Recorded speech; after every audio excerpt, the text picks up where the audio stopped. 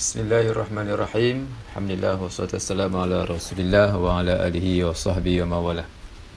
Pada hari ini kita akan bicarakan tentang topik komunikasi interpersonal, di mana komunikasi interpersonal ini merupakan komunikasi di antara dua orang yang berlaku dalam kehidupan seharian kita. Setiap hari kita akan bercakap dan berkomunikasi, dan tentunya komunikasi itu akan berlaku setiap hari dan berlaku sama ada secara dua orang individu ataupun lebih. Dan komunikasi itu mungkin berlaku secara bersemuka, berdepan, ataupun berlaku menerusi telefon, sama ada secara bertulis ataupun secara tidak bertulis. Kalau secara tak bertulis ni kita bercakap, dan secara bertulis kita menerusi WhatsApp, menerusi Facebook, kita messenger dengan seseorang, antara dua orang ataupun lebih daripada itu, tetapi dalam kumpulan yang tidak besar. Komunikasi ini boleh berlaku secara terancang, dan dia juga berlaku secara tidak terancang, secara spontan. Dalam rumah kita biasa bercakap di antara ahli keluarga, berlaku secara spontan, dan dia memerlukan kepada maklum balas yang segera, pantas, cepat, iaitu menjadi suatu komunikasi yang berlaku dalam kehidupan seharian kita. Contoh juga berlaku dalam kalangan ahli keluarga, sesama jiran, sesama rakan, dengan guru, rakan sepejabat, rakan satu bilik, satu rumah, dan ketika mana kita membeli, begitu juga dalam seluruh kehidupan kita lah. Dari sudut jarak pula, kalau kita bercakap, biasanya kita berada dalam kedudukan yang berdekatan lah, rapat lah. Kalau jauh, kita akan susah, kerana kita terpaksa menjerit-jerit, dan biasanya dalam jarak yang dekat. Antara ciri penting interpersonal communication ini ialah dia memberi maklum balas yang segera dan bersemuka. Jadi kedua-dua pihak memberi dan menerima maklumat dengan cepat dan segera, membolehkan komunikasi itu berlaku dengan baik. Kalau satu pihak saja bercakap dan satu pihak tu tidak bercakap, jadi tidaklah memberi erti komunikasi itulah. Kemudian seterusnya, dia mungkin berlaku dalam bentuk lisan ataupun bentuk bukan lisan, pertuturan ataupun menerusi gerak laku, air muka, gerak badan, nada suara. Itu juga merupakan bentuk komunikasi yang kita boleh fahami daripada seseorang. Kalau dia suka, kalau kita tak suka, kalau dia marah, yang boleh difahami daripada gerak lakunya, gerak badannya, begitu juga dengan nada suaranya. Okay. Kemudian dalam dakwah menerusi interpersonal communication ini, kita sangat memerlukan kepada usaha dakwah secara peribadi, kerana tidak semua mesej dakwah tu disampaikan secara umum, menerusi kuliah, menerusi ceramah, ataupun menerusi penulisan yang disebarkan dalam media sosial, ataupun secara WhatsApp. Tetapi kita memerlukan kepada hubungan kemanusiaan di antara dua orang, supaya maklumat itu boleh sampai. Bukan sekadar maklumat itu boleh sampai, tetapi kita boleh mengubah seseorang itu daripada satu keadaan kepada satu keadaan yang lebih baik. Jadi pendekatan ini yang kita gunakan dengan kaedah interpersonal communication lah. Maknanya kita cuba mendekati dia, cuba memahami dia, cuba bercakap dengan dia, dan akhirnya kita cuba untuk menyampaikan mesej dakwah kepada dia. Kemudian dalam komunikasi dakwah ini yang juga dinamakan dengan dakwah fardiyah, kita memfokuskan kepada sasaran dakwah yang tertentu menerusi metod yang tertentu. Maknanya ada individu yang kita menggunakan cara keras, ada individu yang kita menggunakan cara kasar. Ada individu yang kita menggunakan dengan cara yang bersahaja, dan ada yang kita menggunakan secara berterus terang. Jadi komunikasi itu berlaku mengikut keadaan sasaran dakwah itu. Jadi dia mungkin berbeza berdasarkan kepada keadaan dan kedudukan sasaran dakwah lah. Jadi kalau di dakwah secara umum dalam ucapan, dia akan memberikan ucapan secara umum tanpa mengambil kira individu-individu yang tertentu. Tapi kalau bercakap dengan dua orang, maka dia perlu untuk mengambil kira sepenuhnya orang yang dia sedang bercakap berkenaan. Jadi dakwah fardiyah ni merupakan dakwah secara personal, dan kalau dalam teori komunikasi dipanggil dengan komunikasi interpersonal lah. Cumanya dalam komunikasi interpersonal ini dia hanya untuk mendekatkan hubungan dan membolehkan maklumat sampai dengan baik dan menjamin hubungan mereka hubungan yang bagus lah, harmoni, dan boleh menyampaikan mesej di antara dua orang tu dengan baik. Tapi dalam komunikasi dakwah dalam fardiyah ni, dakwah secara fardiyah ini bukan sekadar berkomunikasi sahaja, tetapi dia cuba untuk menyampaikan maklumat dengan baik, dan dalam masa yang sama dia cuba membimbing seseorang itu supaya dia dapat mengubah daripada keadaan yang tidak baik kepada keadaan yang baik, dan keadaan yang baik kepada keadaan yang lebih baik. Jadi sebagai contoh, kita mendakwah dengan remaja yang bermasalah, seperti yang terlibat dengan kes zina, pembuangan bayi, samsing dan sebagainya, menggunakan secara personal, kita jumpa, kita sembang, kita berbaik dengan dia, dan kita cuba memahami dia. Biasanya dalam dakwah secara fardiyah ini lebih kepada usaha untuk memahami, bukan untuk marah, dan bukan juga untuk kita menghukum dia dengan hukuman yang tertentu. Kalau menghukum, hukumlah ada keperluan sebenarnya untuk menghukum, tetapi lebih daripada itu, pendekatan dakwah, pendekatan yang cuba mengubah seseorang itu dalam keadaan yang berhemah, bijaksana, dan kalau perlu digunakan bentuk hukuman, tengok kepada sasaran dan keperluannya. Kalau orang tua, takkanlah kita nak pergi buat secara keras, kan? Tapi kalau kepada kanak-kanak, mungkin kita boleh nasihat. Kalau tak dengar nasihat, mungkin boleh dipukul dan diambil tindakan yang tertentu. Apapun dakwah secara personal ini, sama ada kepada remaja, orang tua yang tak solat ataupun yang tak pergi ke masjid, penghuni penjara, warga orang asli yang belum memeluk Islam, ataupun yang sudah memeluk Islam, memerlukan kepada suatu pendekatan yang tersendiri dalam mendekati mereka. Bila kita berhubung, bukan sekadar kita mewujudkan satu suasana yang baik dan mutual understanding, tetapi perlu dalam masa yang sama menerapkan mesej dakwah kepada mereka, sama ada secara terus terang ataupun secara berperingkat-peringkat berdasarkan kepada sasaran itu.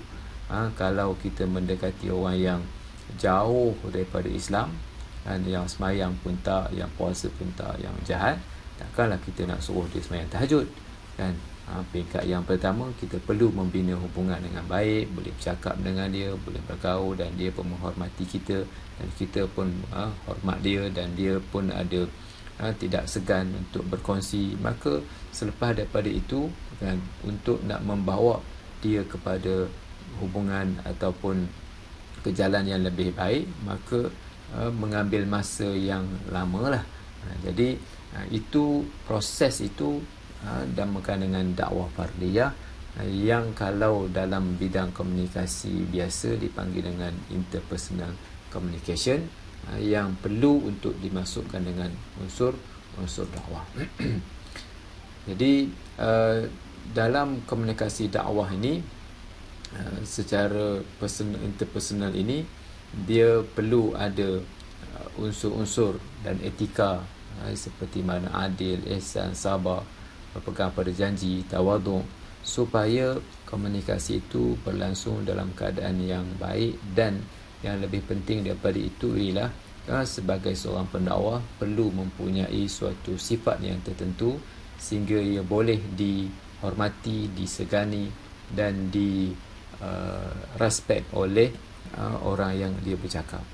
Jadi bila sasaran dakwah tu hormat dan respect dia, lama kelamaan dia akan mereka akan boleh follow dan boleh ikut apa yang diajak, yang diseru oleh pendakwah itu. Jadi membina hubungan yang ada unsur respect dan hormat itu memerlukan kepada etika dan akhlak Islam yang mulia, adil, ihsan, sabar, berpegang pada janji, tawaduk. Dia pendakwah itu sendiri mempunyai kredibiliti yang tidak dipertikaikan, dan dia pun orang baik, bukanlah dia suruh orang buat baik dia pun tak buat. Dia ni seorang yang disegani, watak yang dihormati. Dia perlu menjaga kepribadian dan akhlaknya sehingga dia boleh menjadi orang yang dihormati dalam masyarakat. Jadi antara teknik yang mungkin boleh digunakan dan biasalah, dan kita kira ini biasa berlaku lah dalam kehidupan seharian kita, memulakan dengan perbualan dengan dengan cara untuk kita bermesra dengan dia, dan memulakan dengan salam, dan masa yang sama juga menjaga kerahsiaan. Kita sabar, menghormati budaya, adat resam, ziarah, sering bersama. Ini antara cara lah. Yang pertama, kita tengok yang pertama ialah memulakan dengan salam, memberikan salam. Sama ada cuma orang Melayu ni memberi salam. Salam tu lah Assalamualaikum. Bersalam tu ialah sebenarnya dalam bahasa Arab dia tak panggil dengan bersalam, dia panggil dengan musafahah. Tapi orang Melayu ni dia gabung sekali. Salam tu adalah Assalamualaikum, dan berjabat tangan tu pun cakap salam juga, tak kisahlah.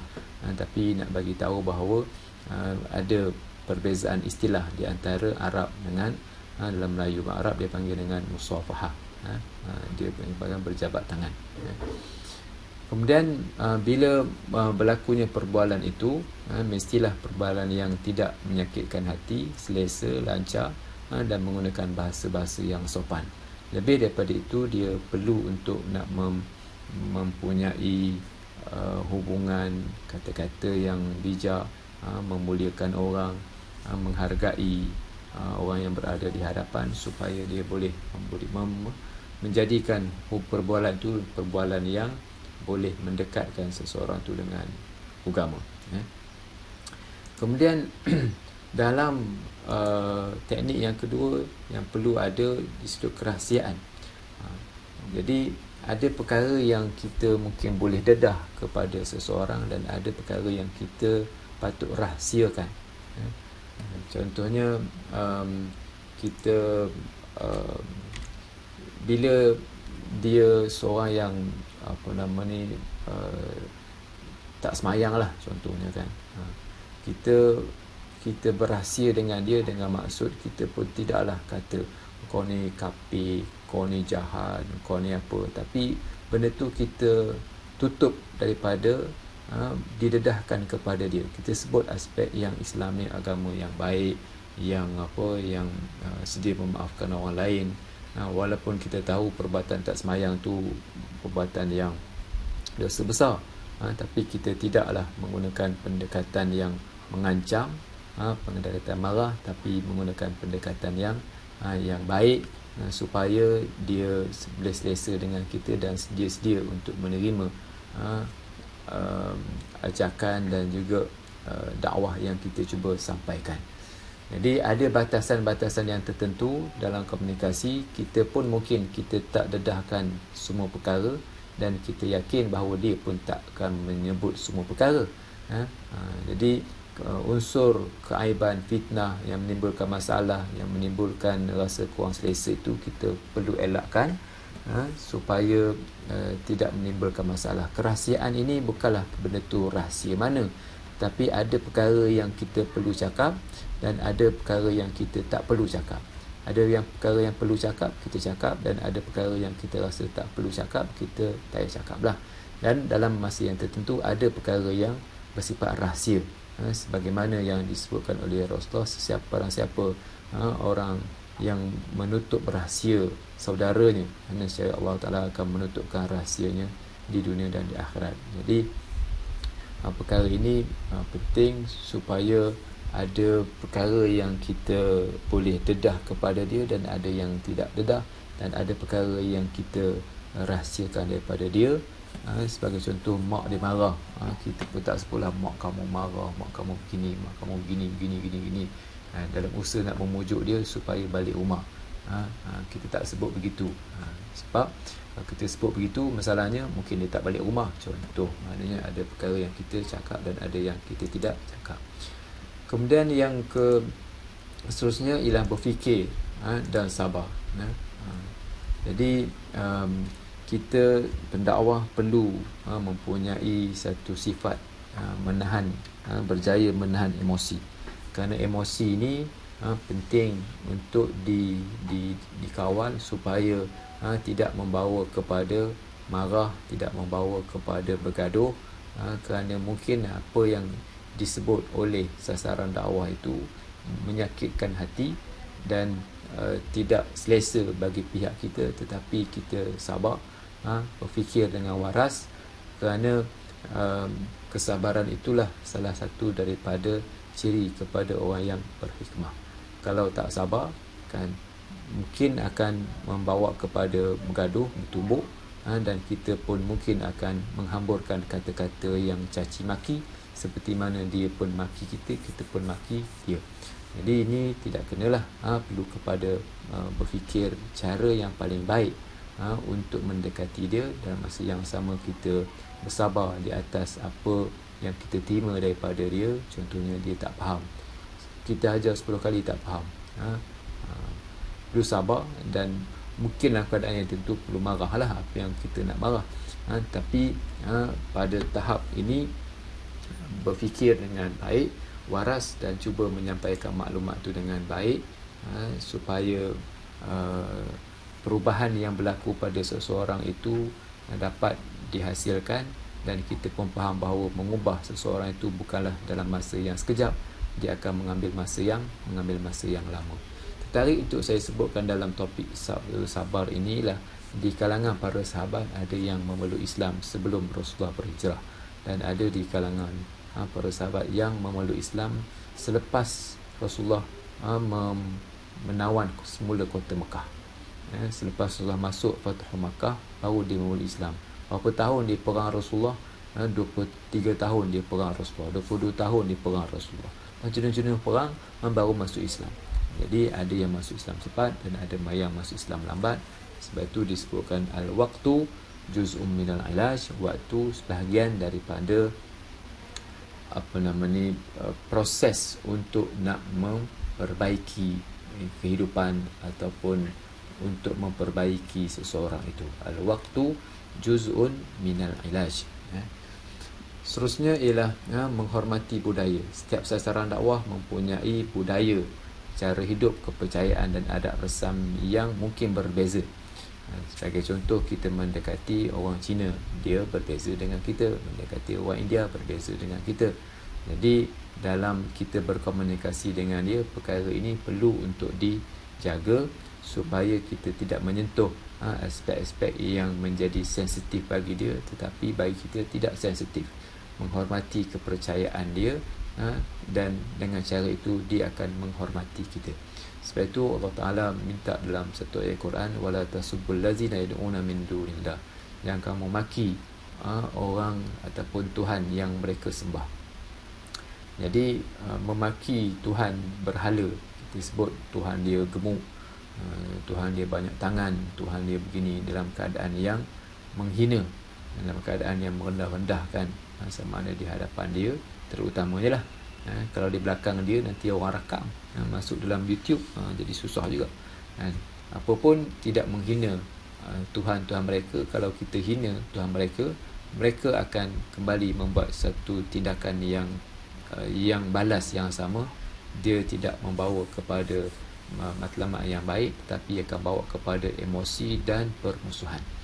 Jadi menghormati budaya agama ni penting dalam dakwah fardiyah.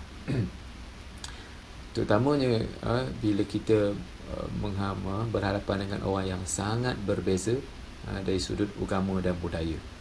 Jadi aspek ini perlu untuk difahami.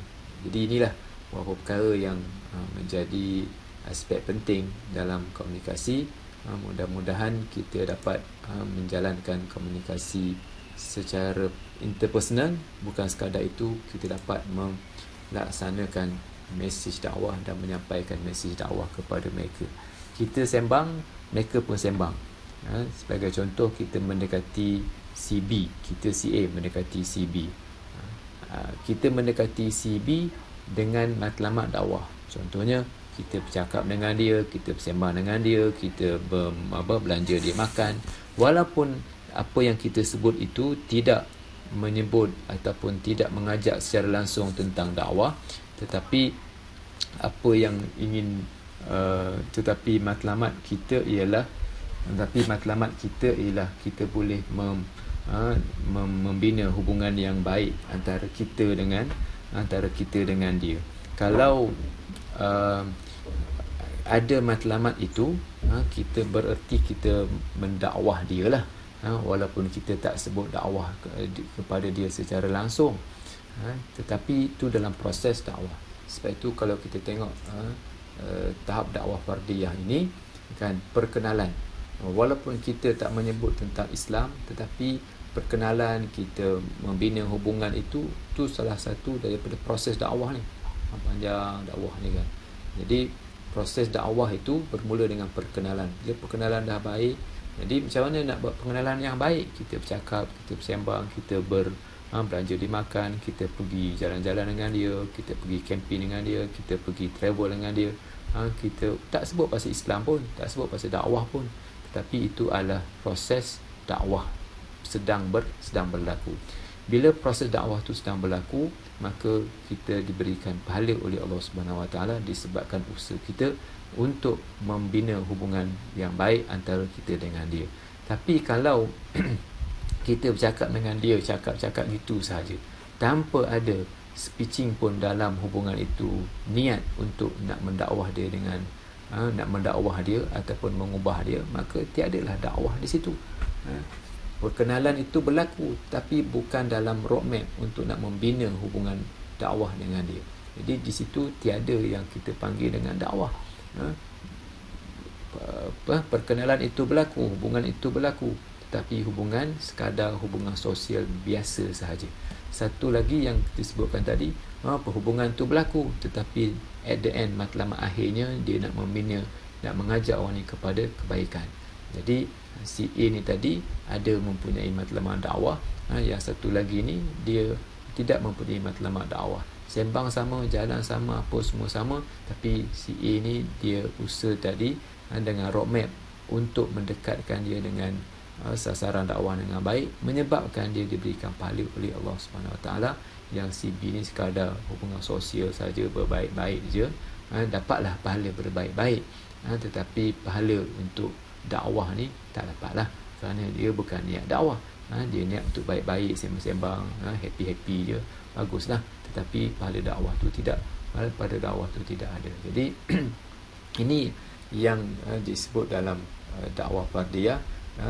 Komunikasi interpersonal itu berlaku bukan sekadar sembang-sembang kosong, tetapi kita lakukan hubungan secara peribadi untuk membina satu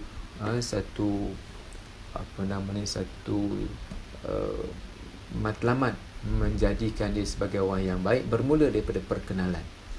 Bermula dengan perkenalan, kemudian dah kenal baik, dah bagus, kita masuklah sikit, jarum sikit. Kau tak nak semayang ke? Jom kita pergi travel, jom kita pergi semayang. Menyuntik kesedaran Islam kepada dia, lalu dia pun malu-alah, dia pun pergi semayang. Dan selepas itu, dia pun dah kenal dengan kita apa semua, dia pergi ke tahap yang seterusnya, memperbaiki keadaan diri. Dia pun dah rajin, dia pun dah semayang, kita suruhlah, ajaklah dia, bukan suruh, ajaklah dia untuk pergi kuliah, untuk mengaji agama. Kemudian lepas daripada itu, lepas dia faham, dia cuba nak memahami ibadah yang syumul, Islam yang syumul, dan seterusnya menjelaskan keperluan untuk berjemaah dan manakah ciri-ciri jemaah yang patut untuk dipilih. Jadi ini tahap yang ada dalam dakwah fardiyah, yang tak berlaku hubungan itu begitu sahaja, tetapi dengan satu matlamat untuk nak membawa seseorang itu ke arah jalan yang betul. Jadi inilah yang terdapat dalam komunikasi secara interpersonal. Seterusnya yang terakhir, yang tips yang mungkin boleh dilakukan dalam kemahiran komunikasi ini ialah bila kita berkomunikasi, berbicara tentang kesamaan, similarity di antara kita dengan orang yang kita bercakap tadi, supaya boleh menimbulkan rasa saling menghormati antara satu sama lain. Bila kita ada similarity ini, biasanya hubungan tu akan lagi baiklah, sebab kita ada rasa persamaan antara kita dengan dia. Sebagai contoh, kalau dia sebut encik daripada mana, atau abang daripada mana, daripada Perlis contoh, saya pun pernah juga datang ke Perlis, kan. Maknanya untuk mewujudkan rasa similarity, persamaan antara kita dengan dia, supaya akan menimbulkan rasa saling menyukai antara satu sama lain. Membicarakan kesukaan minat, kita bicarakan tentang apa yang dia suka, nescaya dia akan suka kepada kita lah. Kemudian membuat orang merasa penting, kita menghormati dia, kita mengangkat, kita menyalah dia, supaya dia rasa penting, kita layan dengan kata-kata, dengan apa, supaya dia rasa dianggap istimewa. Terutamanya apabila kita dapat ingat nama orang, dapat ingat nama, dapat ingat tempat. Berarti bila kita lama tak jumpa dia, kita boleh ingat nama banyak yang kita ingat, maknanya kita dianggap sebagai orang yang bagus lah, sebab boleh ingat details yang ada pada dia. Tidak merasa rendah diri. Kalau kita rasa rendah diri sangat, kita tak boleh cakap. Bila tak boleh cakap, jadi komunikasi itu jadi satu hala sahaja. Terutamanya bila kita bercakap dengan bos, dengan orang yang besar. Jadi kita nak cakap sikit, dia cakap banyak syarah. Jadi komunikasi itu tak berlaku. Kita nak share pun kita rasa rendah diri, so kita tak share. Jadi akhirnya komunikasi tidak berlaku, hanya satu hala sahaja. Kemudian seterusnya penampilan yang sesuai lah. Biasanya disebut bersih, rapi, tapi lebih penting daripada itu sesuai lah, mengikut keadaan, mengikut tempat. Sebab penampilan ini kadang-kadang kita berada di rumah tak sama dengan berada di pejabat tak sama dengan berada di masjid. Jadi kesesuaian itu supaya tapi walau macam mana pun biarlah selesa itu berlaku. Kemudian seterusnya ialah menggunakan bahasa verbal dan non-verbal yang menyenangkan. Jadi berhati-hati dalam menggunakan bahasa-bahasa yang mungkin boleh menyakitkan hati, supaya tidak terganggu hubungan itu di antara dua orang tadi. Dan yang terakhir ialah tipsnya menyiapkan mental kita. Janganlah cepat tersinggung dan putus asa kalau perkara komunikasi itu tak berlaku, supaya sifat putus asa dan tersinggung ni boleh dibaiki dengan husnuzan, dengan bersangka baik. Mudah-mudahan bila kita bersangka baik itu tidaklah rasa prasangka dan curiga. Wallahualam, inilah perkara-perkara yang mungkin boleh menjadi tips dan juga panduan bila kita berkomunikasi secara interpersonal. Bukan sekadar kita berkomunikasi, tetapi kita nak bawa komunikasi itu ke arah yang kebaikan, yang dalam istilah dakwah dipanggil dengan dakwah fardiyah. Wallahualam. Assalamualaikum warahmatullahi wabarakatuh.